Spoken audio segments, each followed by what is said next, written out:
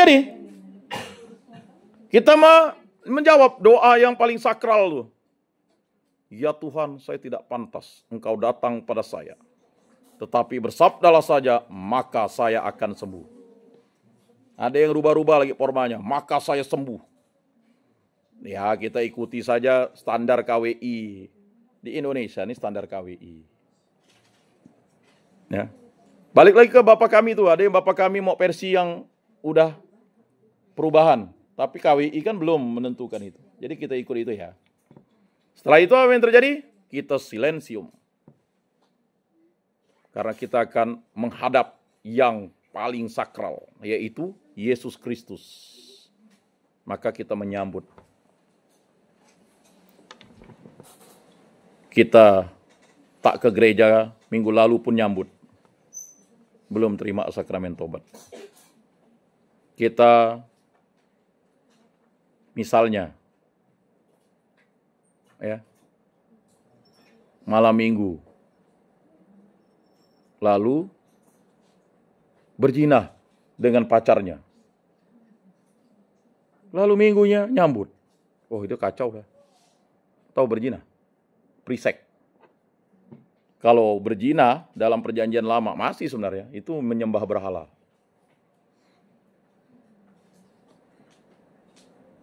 Karena kalau dosa-dosa ringan itu kita ada pengakuan absolusi umum waktu saya mengaku. Tapi kalau dosa berat itu susah.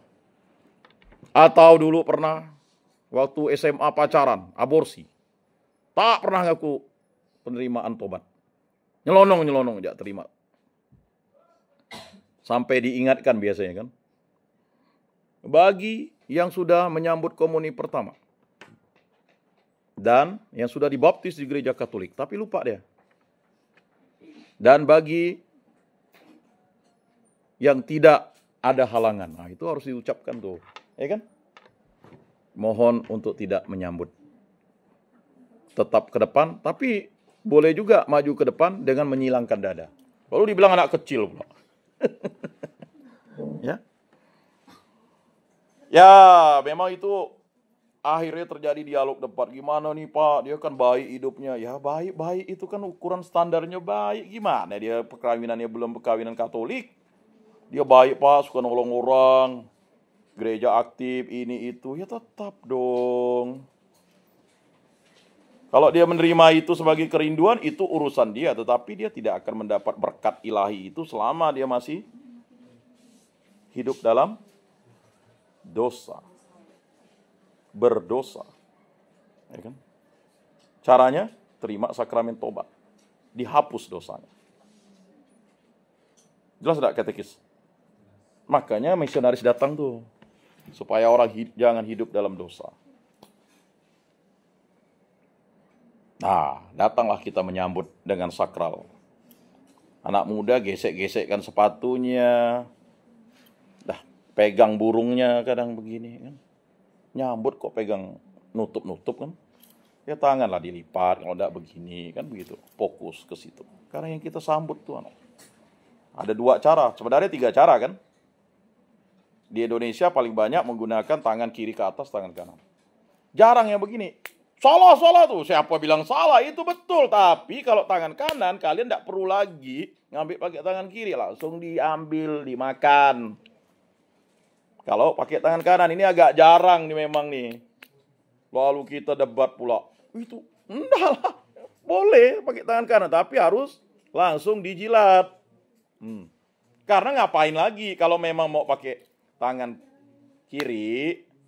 Nah, kalau tangan kanan ya udah langsung. Atau versi yang sering juga adalah dengan versi lidah. Ya kan, diusahakan gigi jangan kena lidah, tapi ya agak susah lah. Itu biasa kalau saya bagi komuni, bagi yang gendong anak.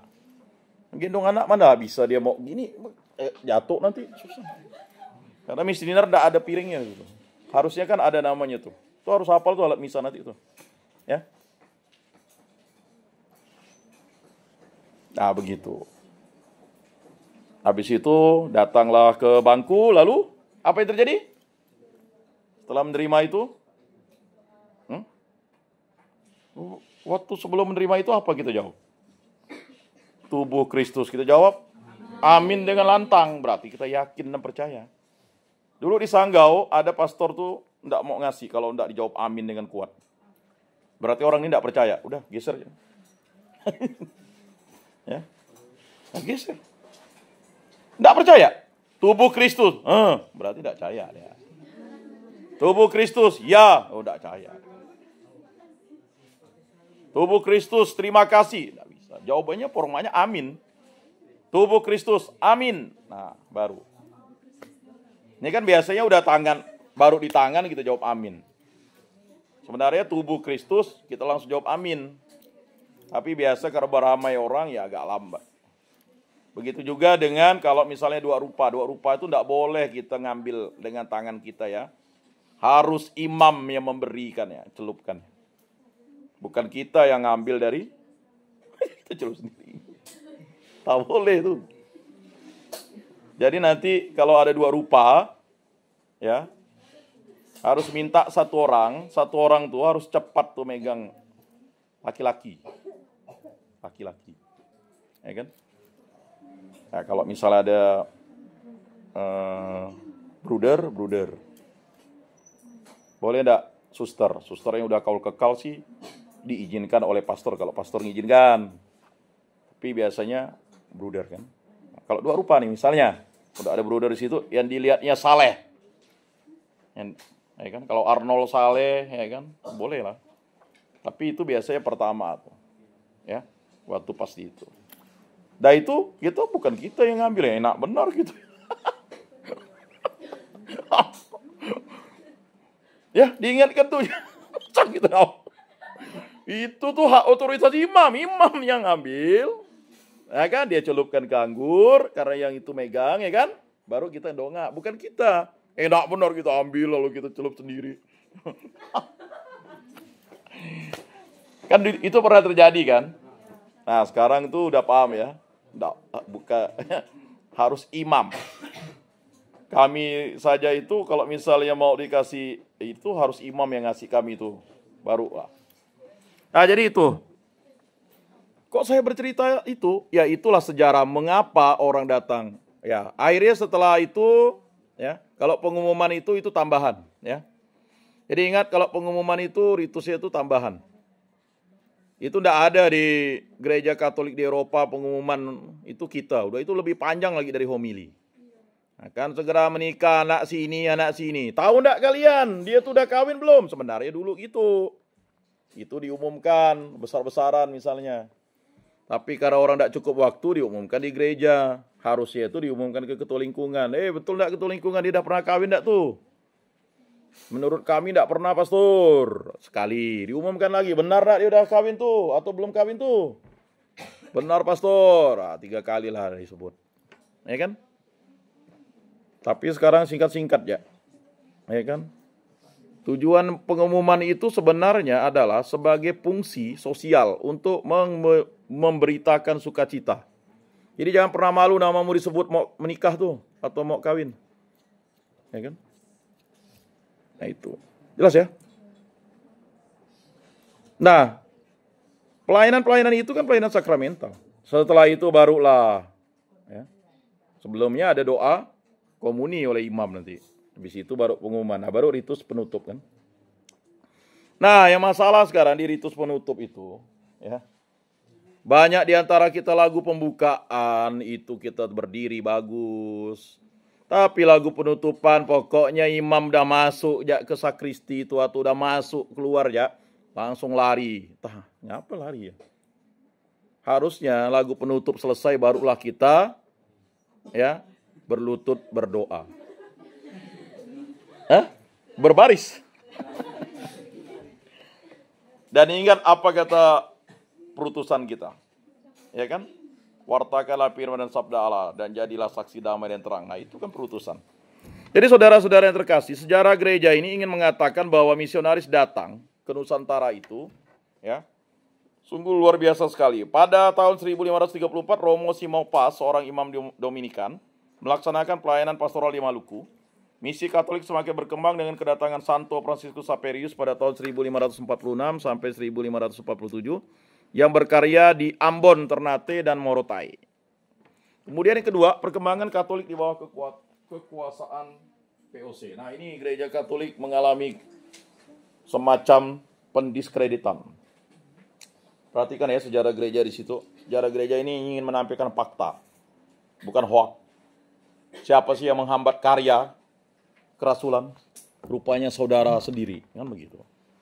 Pada abad ke-17, gereja Katolik mengalami tantangan besar ketika Belanda yang mayoritas beragama Protestan mengambil alih wilayah Nusantara dan Portugis. Jadi sudah terjadi kemajuan, lalu mundur lagi. POC, ya, Verenigde Oost-Indische Compagnie, ya, jadi itu singkatannya, melarang penyebaran Katolik dan mengusir para misionaris Katolik. Ya. Jangan kalian pikir orang Eropa tuh agamanya mengimani Yesus tapi enggak cinta kasih. Fulus, cuan. Gara-gara duit, doku. Ya kan? Jadi karya misionaris atau karya kekatolikan itu menjadi terhenti. Namun, iman Katolik tetap bertahan di komunitas kecil, terutama di Flores, Larantuka, Timor, dan beberapa wilayah Maluku. Karena ada traktat. Cuman Maluku itu nanti juga akan ya terpengaruh. Yang sangat kuat itu Flores, Larantuka, dan Timor. Karena ada traktat perjanjian antara Portugis dengan Belanda bahwa ya dari Spanyol kan, Spanyol ke Portugis. Nah, Portugis itu ya. Makanya di sana iman kekatolikan ya kurang lebih sudah ada 400-500 tahun ya. Cukup panjang kan? Abad ke-17 sekarang sudah abad 21. Ya, sekitar 400-500 tahun. Kemudian ketiga, kebangkitan kembali gereja Katolik abad ke-19. Nah, kebangkitan. Setelah POC bubar pada tahun 1799, Belanda mulai lebih toleran terhadap agama Katolik. Jadi jangan pikir Belanda itu toleran. Ya. Makanya yang menghambat perkembangan kekatolikan itu adalah Belanda, POC. Paham ya? Paham enggak? Paham ya? Paham lah, kalau dibaca paham Pak. Gitu. Lalu, apa yang terjadi? Terutama setelah keluarnya kebijakan politik etis pada awal abad ke-20. Namanya ada politik etis, silakan nanti dibaca di literatur lain. Pada tahun 1807, Paus Pius ke-7 membentuk Vikariat Apostolik Batavia. Ya. Yang menjadi tonggak resmi gereja Katolik di Hindia Belanda. Jadi Vikariat Apostolik itu adalah persiapan untuk kuskupan lah.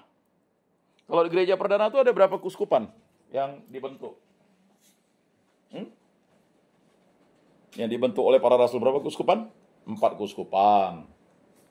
Kuskupan Yerusalem, Kuskupan Antioquia, Kuskupan Alexandria, dan Kuskupan Roma. Tapi sebagai primus inter paresnya adalah Kuskupan Roma. Apa itu primus inter pares? Ya, yang utama dari yang utama. Paham? Nah, kalau Konstantinopel itu adalah kuskupan yang dibentuk ketika Kaisar Konstantianus itu berkuasa. Lalu untuk melebarkan kuskupan dibentuklah kuskupan antara Asia dan Eropa di Turki, di Konstantinopel itu. Yang akhirnya dia mau menjadi primus inter pares. Tapi terjadi skisma begitu, Pak. Paham ya? Nanti di dalam sejarah gerejanya. Jadi jangan bingung-bingung apa yang dimaksud itu. Itu kuskupan, ya. Jadi, ingat, para rasul itu adalah para uskup. Ya. Jadi, para rasul itu sekaligus dia adalah langsung dipilih Allah, dipilih Yesus. Dia juga adalah uskup, memimpin gereja-gereja ya yang otoritasnya diberikan oleh Yesus kepada seorang pimpinan. Ya, terutama para rasul kan. Makanya kalau uskup itu tugasnya itu dia sebagai pimpinan umat. Pemimpin umat di situ. Tugas rasulinya tuh. Misalnya di Kuskupan Agung Pontianak, ya pimpinan umat kita adalah Uskup Agung ya kan? Agustinus Agus. Keuskupan Sintang, Monsinyur Samuel Oton Sidin. Uskup Sanggau, Monsinyur Valentinus. Nah. Kemudian Ketapang, Monsinyur siapa? Priambudi. Waduh, mana dari Ketapang? Ya, seperti itulah. Ya. Kemudian para misionaris, ya, dari Serikat Yesus SJ, Ordo Fransiskan OFM, dan Ordo Hati Kudus MSC mulai kembali ke Nusantara. Jadi, dulu itu awalnya itu kan ada 3 ordo. Dominikan, Fransiskan, dengan Jesuit. Lalu karena ada penindasan tadi oleh POC, ya, jadi tak benar kalau ada yang mengatakan agama Katolik itu tidak ditindas oleh Belanda, POC. Ya, silakan. Ya, ditindas kita. Jangan pikir semua misionaris itu dari Belanda. Kita sikit-sikit Belanda. Orang dari Austria kita bilang Belanda. Saya ingat dulu ngomong dengan Pastor Yeremias ya.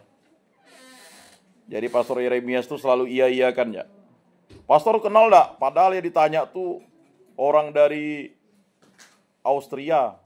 Dia kan orang Belanda. Dia ini bertanya katanya. Sikit-sikit orang dari Eropa harus saya kenal. Emangnya saya kenal. Kita orang Indonesia ini bah kadang so akrab dan so gimana gitu kan. Kalau misal kita satu daerah kenal enggak gini. Sama nanti kalau kalian tinggal di Amerika ya. Tiba-tiba, oh orang Indonesia ya. Kamu kenal dengan ini ya. Padahal dia misalnya tinggalnya misalnya di mana? Di Ambon. Kita tinggal ya. Atau jangan jauh lah. Kita tinggal di Kalimantan Barat ya. Kenal lah dengan ini ya. Dia ya. Di mana? Dia orang Putus Sibau, kita orang Pontianak, kan gitu. Ya kan? Tapi itulah namanya manusia tuh. Cari-cari pertalian persaudaraan supaya akrab. Selanjutnya, lalu ada ordo-ordo ini yang berkarya mulai kembali ke Nusantara, yaitu Serikat Yesus, Ordo Fransiskan, Ordo Hati Kudus, MSC. Ya. Mereka tidak hanya berkarya dalam pelayanan rohani, tetapi juga di bidang pendidikan dan sosial, dengan mendirikan sekolah, panti asuhan, dan rumah sakit. Nah inilah caranya untuk berkarya, merasul. Ini ya, pendidikan dan sosial. Ya, waktunya sampai jam berapa nih? 2.15. Oh belum ya, ini 13.43 nih. Kalau kalian lihat di situ tuh, ya, cara yang terbaik itu adalah melakukan pelayanan di bidang pendidikan dan sosial, mendirikan sekolah, panti asuhan, dan rumah sakit. Nah ini karya misi cinta kasih tuh, makanya misi-misi sekolah-sekolah Katolik, ya, karya-karya sosial Katolik, ya, kemudian rumah sakit Katolik, panti asuhan, panti jompo, ya itu didirikan. Nah ini nanti menjadi ladang misi kalian. Kan tidak semuanya jadi guru. Bisa jadi bekerja di karya sosial. Misalnya perlindungan perempuan, perlindungan anak, ya kan? Korban trafficking. Kan ada seorang pastor tuh di Batam yang akhirnya dipolisikan karena dianggap menghalangi kerja ke luar negeri. Padahal pastor itu berjuang untuk trafficking. Jadi begini, hati-hati kalian dapat tawaran bekerja, mohon maaf nih misalnya. Ya. Bekerja dengan gaji sekian di Kamboja. Itu sih kalian disuruh jadi operator judi online. Banyak yang tidak kembali. Ada sindikat mafia di sana. Ya. Mereka negara baru berkembang kok udah bisa narik tenaga kerja dari kita. Mengapa? Karena kalau kita tenaga kerja dari kita, ya kita tidak bisa pulang. Paspor ditahan. Kalau kita lari dianggap ilegal. Dan kita bisa diperbudak. Itulah trafficking maksudnya. Jadi jangan percaya dengan gaji. Kan kalian mau enggak gaji ini 15 juta. Cash katanya. Ya. Ya. Memang tidak semuanya, ya, tidak semuanya begitu. Tetapi kebanyakan akhirnya, ya, berita baru-baru ini, bahkan trafficking terjadi itu. dapat beasiswa ke Korea, rupanya disuruh jadi apa? Tukang cuci piring. Ya kan? Memang terkadang kita itu agak aneh begitu. Di Indonesia kita jadi toke, di negara lain kita jadi babu pun enggak apa. Yang penting gajinya tinggi gitu. Ya, memang itulah tantangan hidupnya. Tapi saya yakin dan percaya kalau kalian mau jadi guru agama di Amerika Serikat sana tuh, wah. Mau kan? Kok enggak? Apa jauh? Naik pesawat, lebih jauh ke Putus Ibau kali. Udah sampai kamu ke Amerika lah. Atau mau jadi guru agama di Zimbabwe sana, atau di Kongo. Lo harus beranilah merasul seperti misionaris tadi datang. Dari Eropa datang sini minta apalah, ya gak? Hanya dilihatnya laut, hutan, aduh. Di sana udah maju, ya enggak? Ini tadi, ya. Karena merayakan peristiwa Sang Sabda, Yesus Kristus tadi itu. Maka orang mau berkaya misi di sini. Dan sesuai dengan amanat agung Yesus. Wartakanlah Injil kepada segala makhluk ya. Inilah segala makhluk. Apa kata Santo Fransiskus Assisi itu? Kepada pohon, kepada binatang, kepada bulan. Wartakan firman sabda Tuhan tuh. Kalian baru misalnya wartakan sekali firman sabda Tuhan udah lemah dah, letoy dah. Tak ada yang dengar. Pak, apalah kami ini. Tak dengar, siapakah aku ini Tuhan, jadi biji matamu. Dengan apa akan ku balas Tuhan, selain puji dan sembah kau. Kan itu. Puji, sembah kan gitu. Nah ini persoalan-persoalan yang kita akan ini ya. Makanya karya-karya sosial Katolik itu diakui karena apa? Karena nilai spiritualnya. Sama seperti sekarang. Mahasiswa sekolah tinggi agama Katolik negeri itu wajib misa hari Jumat. Wajib misa hari Jumat, jalan salib, ndak apal pula. 14 perhentian jalan salib. Ya ndak? Perhentian pertama apa? Pela. Nela. Yesus dijatuhi hukuman mati. Perhentian kedua. Yesus.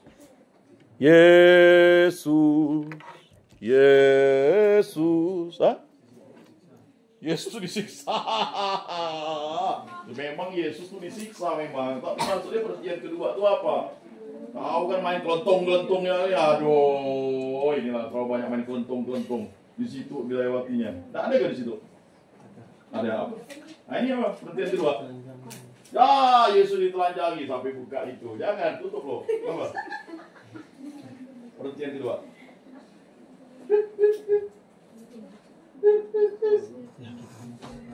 Perhentian kedua. Apa ya? Perhentian kedua. Kamu udah sering ngantuk ya dengan suara. Perhentian kedua. Perhentian kedua orang India. Ada 2 orang India di sini. Ya, ini India dari daerah selatan. Jawa ketemu. Oh, Jawa. Tidak tahu. Ini kayak adik-adik, ini kakaknya adik. Iya, Pak. Yesus memanggul salib. Ya, perhatian ketiga. Yesus jatuh pertama kali di bawah salib. Perhatian keempat.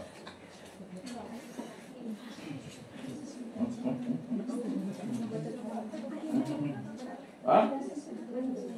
Yesus diderah. Itu peristiwa Rosario. Bukan. Yang lain pada buka buku ya. Ini yang Sulawesi.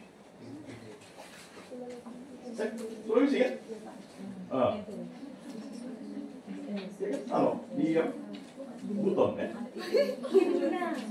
Muna, yang satu yang Buton yang ada itu kan? Satu bahasa ya, yang Buton dan Muna. Kenal kan? Yang semester 2. Berapa jaraknya Muna ke Buton? Kalau dari kata Yesus sekitar 1 jam. Oh, tidak terlalu jauh. Bahasa sama ya? Tidak apa? Keempat. Kok masak? Yesus bangun kembali. Kau membuat orang. Hah?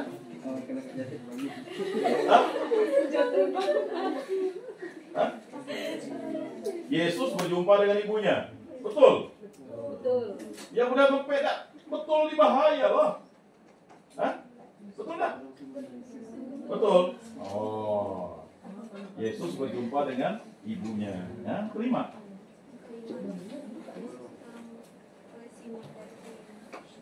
Yesus ditolong Simon dari Kirene. Seperti yang kelima tuh. Oh. Benar. Betul nggak? Betul. Kalau kita buka pada baki tidak betul sih. Hah? Yang keenam? Tidak tahu. Saja Allah. Tenang. Yesus lupa. Veronika mengusap wajah Yesus. Aduh. Yang 7. Gampang nih, gampang itu. Ingat 3, 7. Yesus jatuh kedua kalinya di bawah kayu salib. Tak hafal dengan peon. 9. Hah? Saya kesia 9. Kita tidak buka. 8. Aduh, sayang. 8, no? Apa, no? Hah? Tidak tahu. 8. Itu 9. 8 apa? Yesus menasihati wanita-wanita yang menangisnya. 9.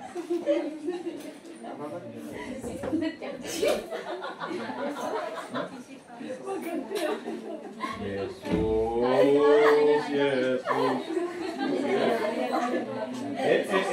Kedua 7, yang pertama 3, 7, 9 ya. Yesus jatuh ketiga kalinya di bawah salib. Pakaian Yesus ditanggalkan. 11. Yesus dipaku di kayu salib. Hafal pun nggak bisa. 12, bro. Wih, pintar bagi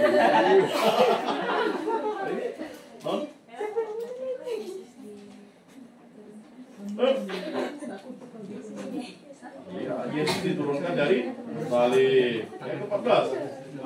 Ya, ke-15.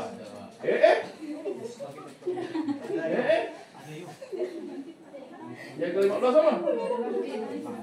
Hah? Yang ke-15 apa? Hah? Lah.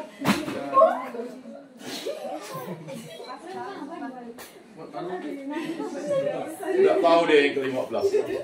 Yang ke-15 dari situ. Ngapa? Ngapa nangis? Gara-gara? Hah? Tidak bisa jawab. Bukan. Maksud saya yang itulah. 14 perhentian jalan salib dihafal, 20 peristiwa rosario dihafal, 7 sakramen. Itu modal tuh, 10 perintah Allah. Cuma adalah kalian mau berkarya, bermisi kalau barang-barang itu udah hafal kan. Karena devosional itu penting. Makanya ikuti ya sebelum nanti misa Jumat ibadat jalan salibnya itu. Nah, karena jalan salib Yesus itulah makanya misionaris itu tetap berkarya di sini. Berikutnya Gereja Katolik pada masa kemerdekaan. Setelah Indonesia merdeka pada tahun 1945, Gereja Katolik semakin berkembang dan berkontribusi dalam berbagai bidang seperti pendidikan dan kesehatan. Ya, maka sekolah Katolik kalian nanti bisa lihat di beberapa daerah, misalnya di Kalimantan Barat sendiri, ya kan? Nah, kayak ordonya Pastor Pras itu kan CDD kan? Yayasan Santo Petrus itu atau Persekolahan Santo Petrus, Santa Maria, Karya Yosef, ya kan? Kemudian dari Kapusen ada Gembala Baik, ada Universitas Widya Dharma, ya. Kemudian rumah sakitnya ada Rumah Sakit Antonius, ya kan? Kapusen. Nah, untuk suster-susternya SFIC, sekolah suster, ya. Kemudian Bruder MTB-nya, ya kan? Sekolah Bruder, SMA Santo Paulus, ya kan? Ya, itu luar biasa. Itu di Kalimantan Barat atau di Pontianak sendiri kan? Ya, masih banyak. Kalau kalian pergi ke Malang, itu sekolah-sekolah favorit misalnya ya. Bahkan ada sekolah Tarakanita, ada sekolah De Brito, ya, macam-macam. Ya. Luar biasa ya. Kemudian sejumlah imam pribumi ditabiskan pada tahun 1960, hierarki Gereja Katolik Indonesia diresmikan oleh Paus Yohanes ke-23. Jadi tahun 60 tuh hierarki Gereja Katolik Indonesia tuh resmi ya. Dengan terbentuknya Keuskupan Agung Jakarta dan keuskupan-keuskupan lainnya. Ada berapa keuskupan di Indonesia sekarang? 37. Masa enggak hafal sih? Hah? Di Kalbar sendiri ada 4 keuskupan. Keuskupan itu adalah provinsi. Ya, gerejani untuk otoritas gereja Katolik. Jadi, pimpinan gereja lokal di situ adalah seorang uskup yang tertabis. Ya. Jadi tabisan uskup itu adalah tabisan tingkat 3, tabisan kepemimpinan rasuli, ya. Kalau tabisan tingkat pertama itu kan diakon, setelah itu tabisan tingkat 2, tabisan imam. Jadi semua uskup pastilah imam. Semua imam belum tentu semua imam belum tentu uskup. Tapi ya, semua imam pastilah pernah diakon dia dulu, tabisan diakon. Itu diakon pertama. Memang ada beberapa ordo atau kongregasi ada tabisan diakon abadi misalnya. Ada. Tapi itu tergantung tarekat dan ordonya masing-masing lah. Kalau mau tahu jelas nanti dalam ya pengetahuan umum agama Katolik itu sebenarnya, kalian belajar puak nggak ya? Nggak ada ya? Nggak ada puak. Pengetahuan umum agama Katolik. Entah dimasukkan di mana ya, mungkin dimasukkan di, ya seperti inilah. Kalau sejarah gereja itu disinggung-singgung juga. Kemudian peran gereja Katolik dalam masyarakat modern, saat ini gereja Katolik di Indonesia terus berkembang dengan lebih dari 8 juta umat. Betul ya, 8 juta umat dari 270 masyarakat Indonesia atau penduduk. Sedikit ya, hanya 3% saja kan? Ya kan 10% 27 juta. Kalau dibagi 3 berarti ya sekitar itulah. Ya 8 kali 3 kan berapa? Nah kok 8 kali 3 27? Itu 9 kali 3. Ya sekitar 8-9 juta gitulah ya. Tidak banyak kita di sini. Mengapa? Ya karena memang menjadi Katolik itu bukanlah suatu paksaan. Menjadi Katolik itu adalah karena anugerah ilahi. Bukan kamu yang memilih aku, akulah yang memilih kamu. Jadi menjadi seorang Kristiani itu bukan karena dipaksa, tetapi karena mencintai Tuhan Yesus. Makanya orang itu kalau menjadi Katolik itu dia butuh proses panjang. Nanti kalian belajar namanya katekumenet kan? Ada ya? Enggak ada ya? Jadi kalau dalam proses orang ingin menjadi seorang Katolik atau menjadi pengikut Kristus itu dimulai dari dia itu memiliki kerinduan. Maka dia mulai menjadi simpatisan. Paham? Simpatisan, entah dia belajar agama Katolik atau dia misalnya ikut kegiatan Katolik, dia simpatisan dulu. Nah, seorang simpatisan itu ya setelah dia simpatisan itu diundang untuk datang ke gereja. Bukan untuk menerima sakramen, tetapi untuk menyaksikan Yesus Kristus. Jadi dengan dia melihat Yesus Kristus itu, dia akhirnya dipanggil oleh Yesus untuk menjadi pengikut Kristus. Lalu dia mulai masuk, ya masa simpatisan itu ya terserah dia mau berapa lama. Ya, lanjut dia masuk ke menyediakan dirinya untuk apa? Ikut pembelajaran. Maka disebut dengan calon katekumen, baru calon. Mengapa baru calon? Karena simpatisan ke calon katekumen itu ada proses. Calon katekumen itu adalah dia baru mempersiapkan dirinya. Makanya biasanya simpatisan itu kan tidak dianjurkan untuk datang ke gereja setiap minggu. Tetapi silakan mengikuti pelajaran atau apa. Nanti makanya kalau ada yang misalnya baru simpatisan, ya tidak bisa dipaksa untuk ke gereja. Tapi kalau dia udah berkeinginan mau menjadi Katolik, dia calon katekumen dulu. Dari simpatisan ke calon katekumen itu, calon katekumen ya, selama dia mau hadir misa, ya kan, dan mulai dia ingin ya belajar ya, dari simpatisan juga dia udah tahu dia doa-doa. Tapi kalau calon katekumen, dia mempersiapkan dirinya seutuhnya. Setelah calon katekumen, barulah dia ya dilantik menjadi katekumen. Dilantik ya oleh imam atau pastor paroki. Tapi itu biasanya saya sekarang kayaknya kok ini ya, seperti kayak ditiadakan, padahal enggak ya. Jadi biasanya ya karena proses pelantikan itu nanti dipikir sudah baptis pula gitu. Nah, padahal tetap ada kan? Kamu kan sudah masuk di sini dah. Kamu ini bukan simpatisan karena terlambat dibaptis ya kamu tuh. Iya, belum komuni. Ya. Kalau masuk di sini kan wajib udah dibaptis dah. Belum komuni pertama, ya itu lain lah. Jadi dari calon katekumen lalu jadi katekumen dilantik. Nah, katekumen itu sampai itu minimal 60 kali pelajarannya. Betul ya? Jadi jangan pernah baptis itu tak normal. Baptis tak normal itu baptis darurat namanya. Berbanggalah kalian baptis normal. Mengapa? Karena kalian dibaptis benar-benar diberikan pelajaran tentang Yesus. Maka 60 kali itu. 60 kali berarti sekitar setahun lebih ya. Karena 1 tahun tuh ada 58 minggu kalau tidak salah. Ya kan? Dipotong pasca ya pasti setahun lebih. 60 kali pelajarannya setiap minggu. Tapi biasanya seminggu 2 kali. Bisa dipangkas jadi ya tapi tetap 60 kali. Ada seorang keluarga beragama lain itu dia datang dari mana ya? Dari Segedong. Segedong sini ini kurang lebih jaraknya ya 50-an kilo lah ya. Dia harus ke gereja MRPD itu tanpa pernah bolos ikut katekumen. Satu keluarga tuh. Dia sebelum katekumen dia nginap dulu di penginapan atau di tempat itu untuk ikut katekumen. Ini baru ikut katekumen dah ngeluh, aduh. Jadi kata itu. Ya, ada namanya seniman Aswendo Atmawiloto, dia itu 20 tahun di katekumennya. 20 tahun baru dibaptis. Jadi ingat, orang dibaptis itu bukan karena cepat atau lambat. Tapi karena dia betul-betul menyerahkan dirinya total kepada Yesus Kristus. Itu. Jelas ya? Nah, habis itu apa? Setelah katekumen selesai pendidikan, dia masuk ke dalam tahap calon baptisan. Calon. Ya. Karena mungkin dia masih belum ragu, maka diberikan pelajaran yang lebih ekstra lagi. Biasanya ada beberapa waktu untuk calon baptisan.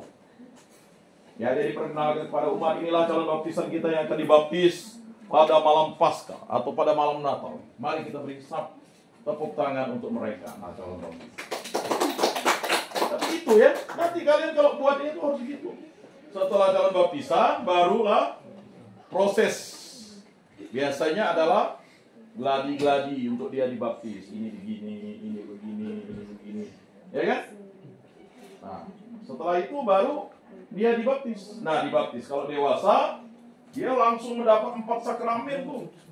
Baptis itu, tetapi kalau baptisan itu sudah diajarkan formal untuk menerima sakramen tobat.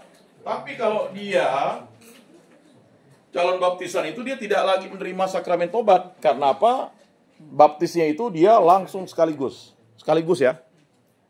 Minimal 3 sekaligus. Baptis, langsung include dengan tobat, langsung menerima sakramen Ekaristi. 3 sakramen tuh langsung.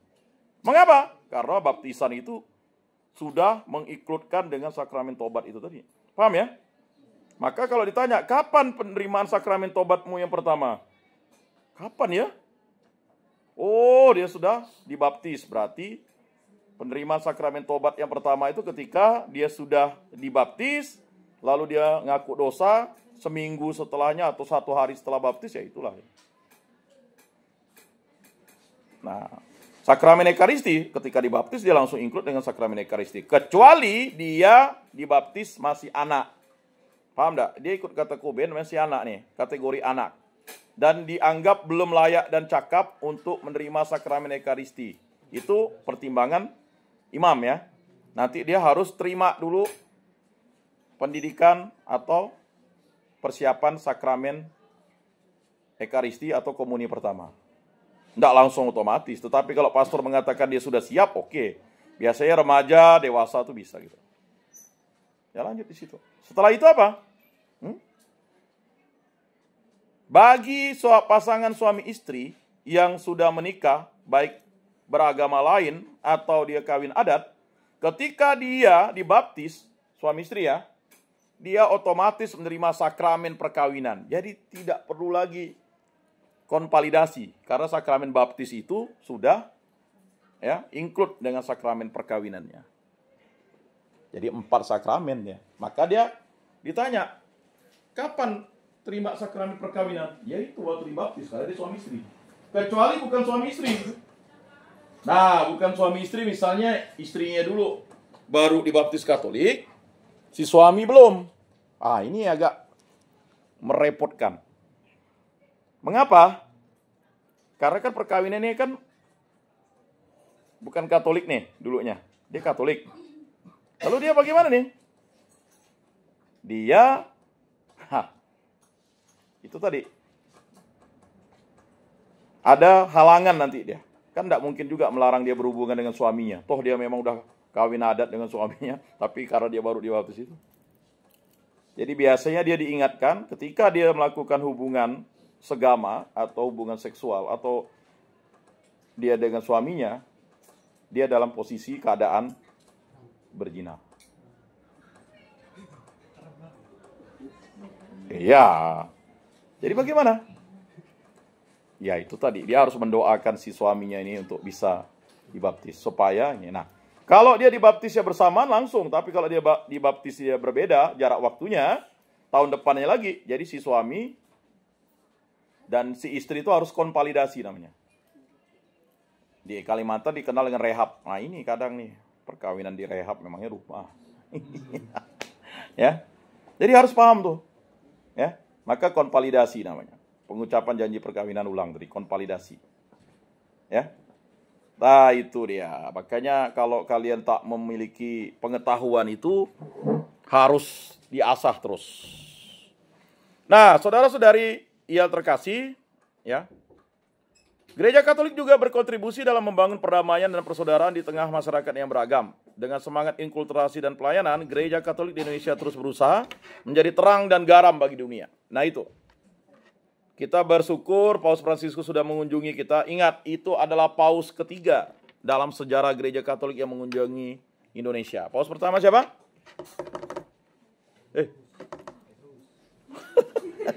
Paus pertama Petrus. Maksudnya Paus pertama yang mengunjungi Indonesia. Itu yang kedua. Bukan. Yang tadi saya sebut. Paus Paulus ke? Coba cek. Nanti ya. Kan sekarang tidak boleh aktif. Paus Paulus ke-6 kalau tidak salah. Ya. Setelah itu barulah Paus Yohanes Paulus kedua. Setelah itu baru Paus Fransiskus.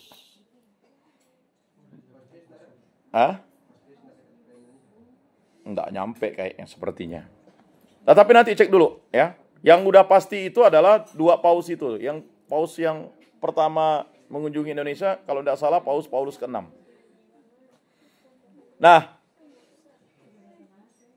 jadi saudara-saudara yang terkasih dalam Yesus Kristus, sejarah gereja itu mengantarkan kita pada suatu hal yang paling utama, yaitu bahwa Yesus Kristus hadir dalam diri seluruh umat manusia.